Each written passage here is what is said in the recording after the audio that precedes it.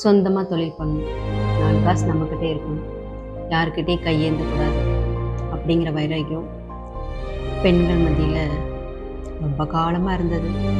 சில பல காரணங்களால் அந்த காலத்தில் அவங்களால அதெல்லாம் மீண்டு குடும்பத்தை தாண்டி வந்து இந்த 4 காசை சம்பாதிக்க முடியாமலே போயிடுச்சு.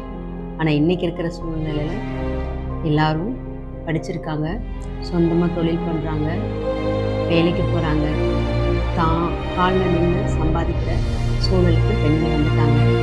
இன்றைக்கி அவங்களோட ஃப்ரீடம் அவங்ககிட்ட இருக்குது. ரொம்ப சந்தோஷமாக இருக்குது. ஏன் அப்படின்னா, சொந்த காலில் நிற்கணும் அப்படிங்கிறது ஆம்பளைங்களுக்கு மட்டும் இல்லை, பொம்பளைங்களுக்கும் ரொம்ப முக்கியமான ஒன்றா இன்றைக்கி இருக்கிற சூழலில் இருக்குது.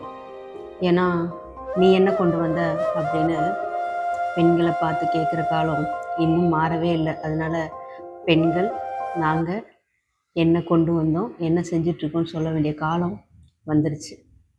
வேறு என்ன பண்ணுறது? இப்படி இருந்தால் தான் வழி பிறக்கும்.